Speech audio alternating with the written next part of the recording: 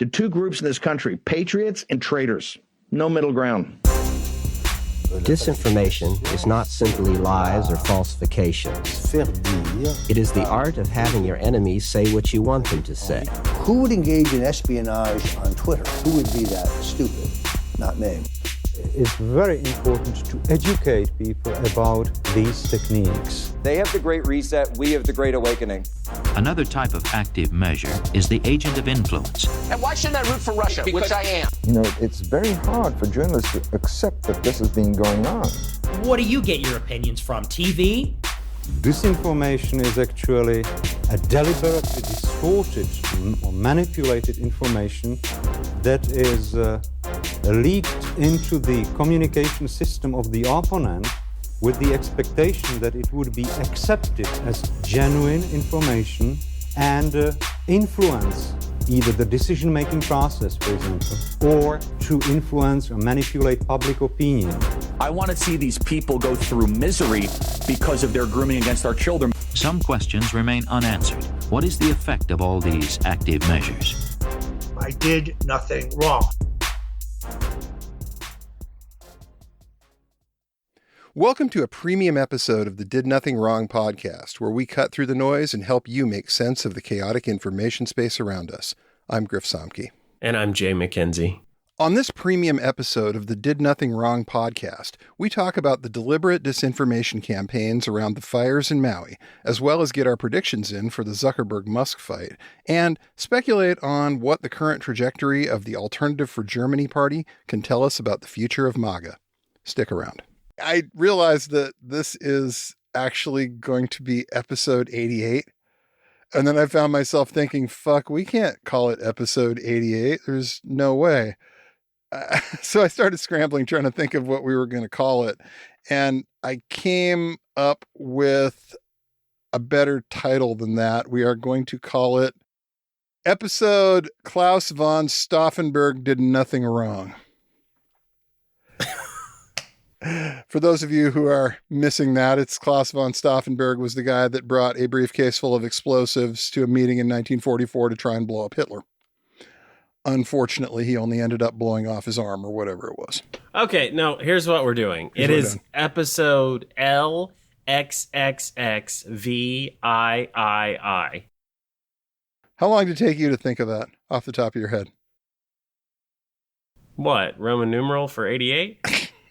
Oh, I had to Google like the actual. I was like, did you just fucking do that math in your head? No, okay. I mean, I guess you're smart, yeah, but I didn't remember what the L was. I didn't remember that was 50. That was pretty quick for Roman numerals off the top of your head. I was going to be very impressed. I have the Googles here, sir. So I like that. I mean, personally, as a history nerd, I would say we'll go with the Roman numerals. LXXXVIII. And if you don't understand why, then I don't know why you're listening to this podcast. Yeah, we have done something wrong if you are not understanding the why of why we don't want to use that. I feel like 14 comes up enough, just in life. It's a more common number. 88 feels maybe not. Maybe we give that a miss. Hotels don't have a 13th floor. Why is that? Yeah, it's explicitly neo-Nazi, white nationalist trash that we will not be platforming, attributing to this podcast. No. Call us woke if you like. God, those guys, they're so woke.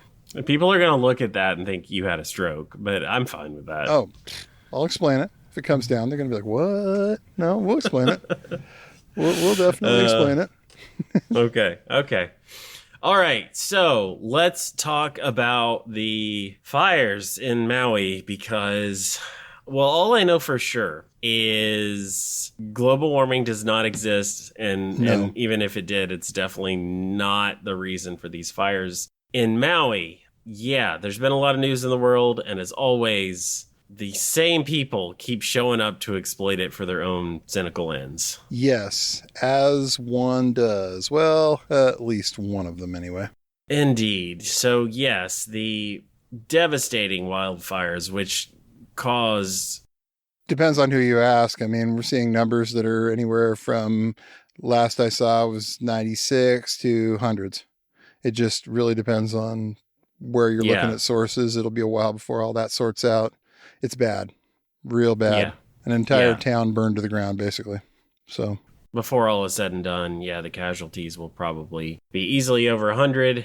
I've seen maps of the devastation and just street after street of homes that are destroyed. It is terrible. And thankfully, some people are not on Twitter making up bullshit about it and doing something to help those people. And we appreciate them. Mm-hmm. But now we're going to talk about the conspiracy lunatics who decided they knew the real truth of this whole matter. Never met a conspiracy they didn't love. Yeah, so this one went every which way. You had ex-Trump official, ex-Trump intelligence official. It still hurts me to say that. I know. Rick Grenell, agreeing with the pro-Russian, pro-CCP, pro-Venezuelan, Cuban, pick an authoritarian country. Mm-hmm. He has shilled for them. But we're just talking about Max Blumenthal here. And he was claiming, as was Rick Grenell, that the U.S. government isn't going to help you, residents of Maui, because all of the money that could be sent to you is going to Ukraine. It's not true. These things are not related. But the defund the Ukraine war crowd never let a natural disaster go to waste. Right. Yeah, I saw a lot of that. And then we had the even darker stuff. They said this was a, quote, directed energy weapon used by the ever-present they. Why would they use a directed energy weapon to start these fires? Well, they weren't quite sure about that. There were a lot of reasons. It sort of varied between rich celebrities wanted to buy up more land for their vacation homes. Oprah, started the fires. I saw that one. To the idea that global elites wanted to take that land and build 15-minute cities. Yeah, and you may not have heard of this, the 15-minute city thing.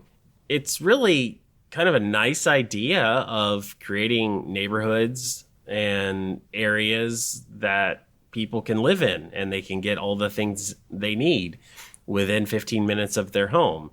And yeah, if you're driving less, it is better for the environment. It's also better for you because you're not driving all around town. You're not polluting the earth. You're less likely to end up in a car accident. You're spending less money on gas. You're spending less time away from your family. Right. You're perhaps able to walk around and get the things you need more. Sounds rather nice. These are not bad things, people. None of this is bad. Where is the issue with any of this?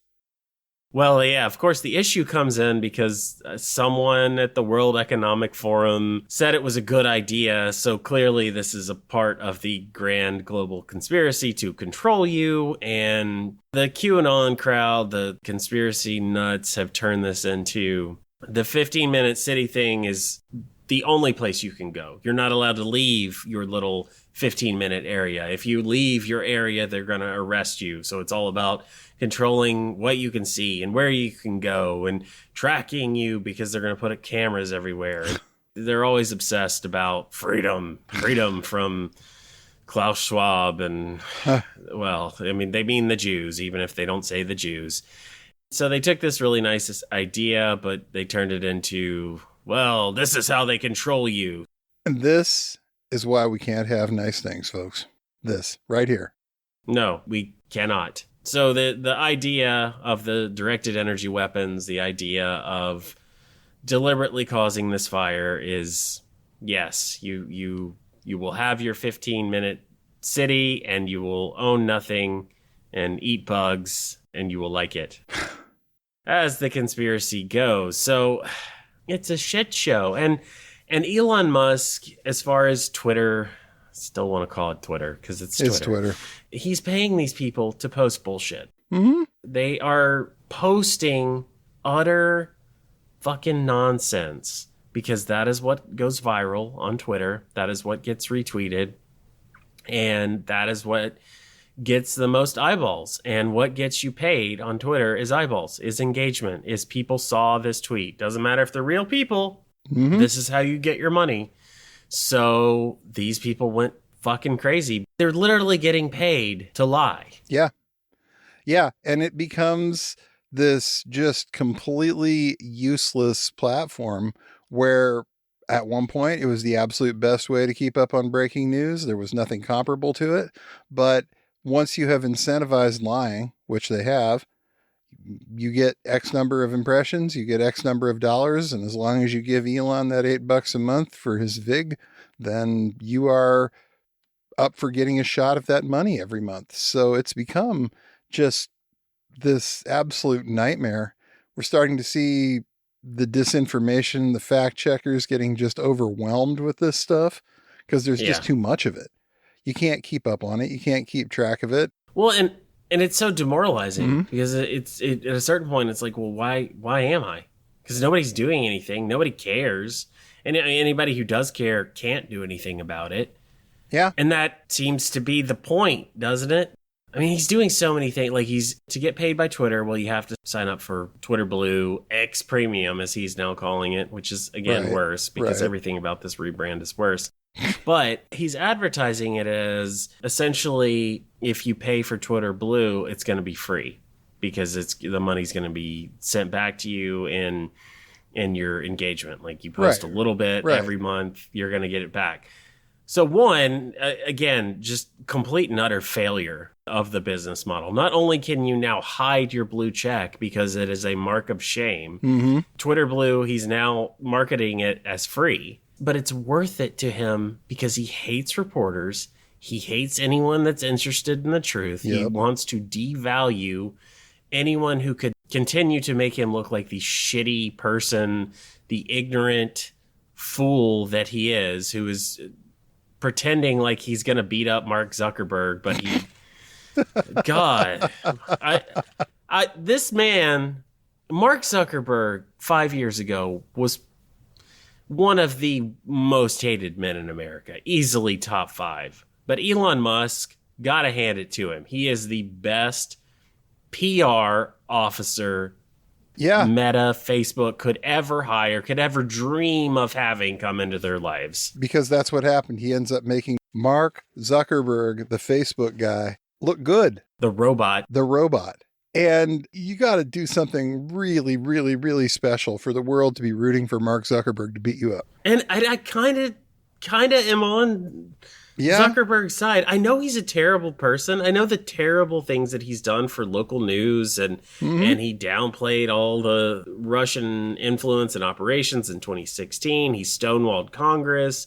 He wouldn't step up and ban people until the very last minute. He's always only acted at the very last minute to deal with misinformation and all the various problems that have come across that platform. Yeah, dude sucks. He's terrible. And yet, dude, he's fucking terrible. But you still find yourself kind of rooting for him because Elon is that shitty of a person. Oh, yeah. I mean, at least Zuckerberg, for the most part, had the sense to stay directly off of the platform that he bought and not, like, put it in your face every single day that he's a miserable asshole. I mean, it makes one miss MySpace because, like, all Tom ever really wanted to do was be your friend. All Tom ever wanted to do was be your friend. I mean, what did Tom ever do? God. And that profile picture was so wholesome. How could you not? You know, I mean, looks... like, sure, buddy. You want to go have a catch? Yeah. You want to go get a beer? Yeah, like, he just looks so friendly. Oh, yeah. And Elon's over there. X. It's not porn, but I will destroy you with my strobe light. Yeah, and you have been listening to a sample of a premium episode of the Did Nothing Wrong podcast. For just $5 a month, you'll get access to this episode, as well as a new one every week and our entire library of premium episodes. Head on over to didnothingwrongpod.com/subscribe to sign up today. Thanks again for your support. We couldn't do it without you.